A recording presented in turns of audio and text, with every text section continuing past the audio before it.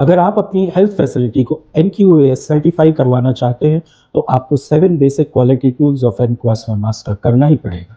पिछले एपिसोड में हमने फिश बोन के बारे में जाना था और इस एपिसोड में हम एक और क्वालिटी टूल यानी कि फ्लो चार्ट और स्ट्रेटिफिकेशन के बारे में जानेंगे। तो फ्लो चार्ट सिंपली एक प्रोसेस होती है जिसमें हम स्टेप वाइज किसी भी प्रोसीजर के पूरी प्रोसेस को डिस्क्राइब करते हैं। हम कुछ सिंबल्स का भी प्रयोग करते हैं, जैसे किसी भी स्टेप को स्टार्ट करने के लिए हम एलिप्टिकल शेप का सिंबल यूज करते हैं, हम रेक्टेंगुलर शेप का यूज करते हैं प्रोसेस के लिए, हम रोम्बॉइड शेप का यूज करते हैं डिसीजन मेकिंग के लिए। तो इस प्रकार से हम स्टेप वाइज पूरी प्रोसेस को मैप करते हैं, उसे हम बोलते हैं फ्लो चार्ट। और जब हम उस फ्लो चार्ट में स्ट्रेटिफिकेशन करते हैं यानी कि हम कैटेगराइजेशन करते हैं डेटा को, तो हम उसे बोलते हैं स्ट्रेटिफिकेशन। और ये दोनों इस प्रिंसिपल पर बेस्ड है कि before analysing the data we must understand the process.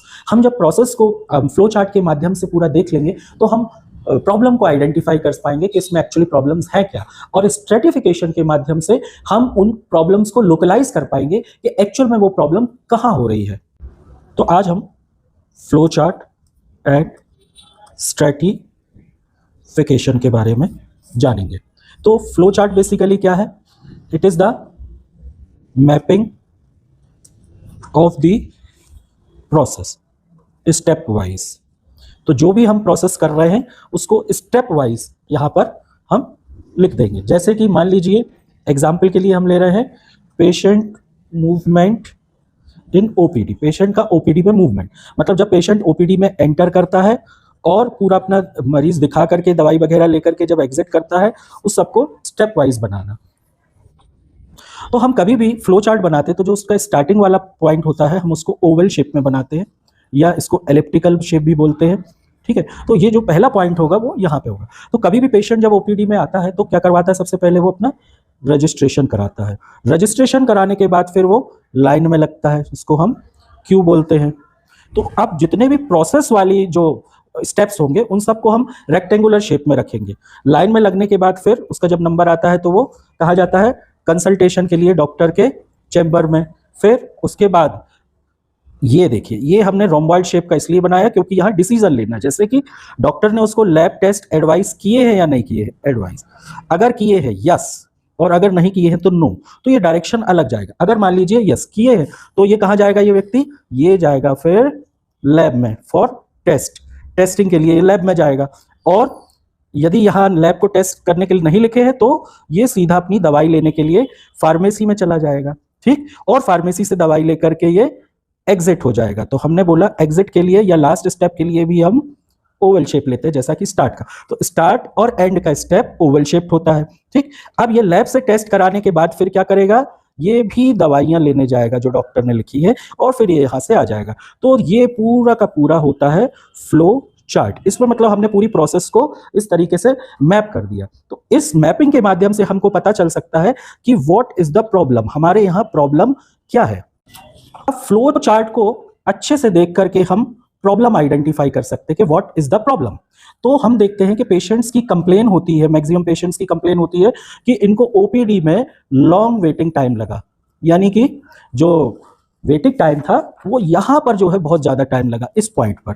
ठीक है, तो वेटिंग टाइम जब ज्यादा लगा तो यहां पर वेटिंग टाइम के लिए ये एक प्रॉब्लम आ गई हमको। तो we have identified the problem. कहां से आइडेंटिफाई की हमने? फ्लो चार्ट से। ये जैसे कि हमारा फ्लो चार्ट है, यहां से हमने प्रॉब्लम्स को आइडेंटिफाई किया कि एक तो यहां पर लाइन में लगने से, यहां पर लाइन में डॉक्टर के चैम्बर के बाहर लाइन में लगने से टाइम ज्यादा लग रहा है। फिर लैब में भी उसको टाइम लग सकता है अगर वहां भीड़ है तो। ठीक है, फार्मेसी में भी भीड़ है तो वहां पर भी टाइम लग सकता है। ठीक, तो ये हमको पॉइंट्स देखने हैं। तो हमने प्रॉब्लम निकाल ली कि इंक्रीज्ड टाइम, वेटिंग टाइम ज्यादा होना, ये प्रॉब्लम है। अब हम करेंगे स्ट्रेटिफिकेशन। स्ट्रेटिफिकेशन का अर्थ होता है कैटेगराइजेशन।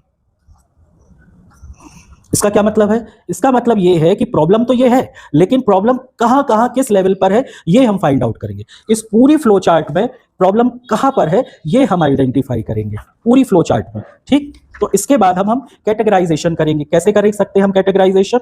हम कैटेगराइजेशन कर सकते हैं टाइम वाइज। हम कैटेगराइजेशन कर सकते हैं टाइम वाइज। ओपीडी 8 बजे सुबह से चालू हो जाती है, तो 8 से 10 तक के बीच में कितना वेटिंग टाइम रहा? 10 से 12 के बीच में कितना वेटिंग टाइम रहा?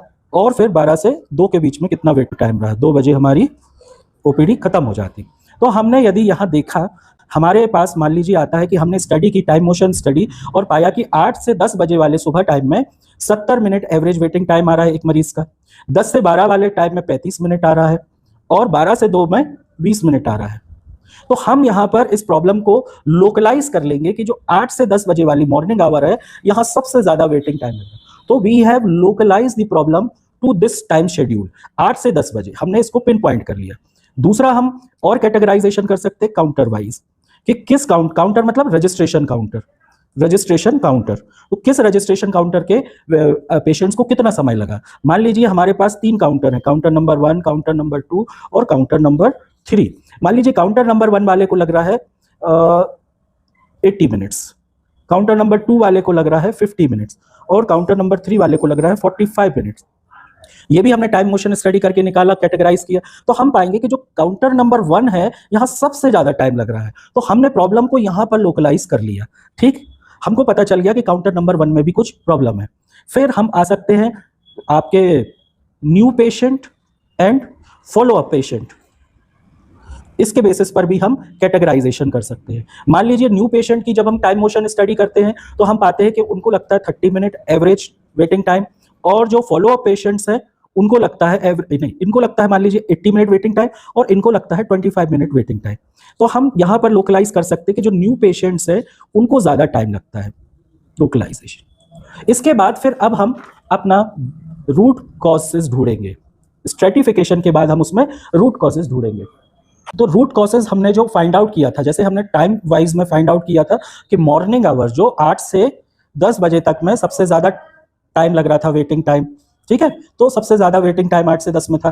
तो हम इसमें रूट कॉज फाइंड करेंगे ब्रेन स्टॉर्मिंग करके। हम कुछ कॉजेज सोच सकते हैं कि सुबह सुबह भीड़ एकदम से बहुत ज्यादा आती है, इंक्रीज्ड नंबर ऑफ पेशेंट्स एकदम से ज्यादा होते हैं, तो यहाँ पर जो है सबसे ज्यादा टाइम लग सकता है। ठीक, फिर हम काउंटर वाइज अगर देखते हैं तो काउंटर नंबर 1 पे प्रॉब्लम, क्योंकि काउंटर नंबर 1 का हमने देखा था कि सबसे ज्यादा वेटिंग टाइम आ रहा था पेशेंट्स का, तो हम देख सकते हैं या तो यहाँ पर लाइन ज्यादा लगती है, ठीक है, दूसरी बात है कि सारे ये पास पड़ता होगा तो सारे लोग इसी काउंटर पे जाते हो, या फिर यहाँ का जो स्टाफ हो वो स्लो हो, उसके पास ट्रेनिंग की कमी हो, तो ये हम रूट कॉज निकाल सकते हैं।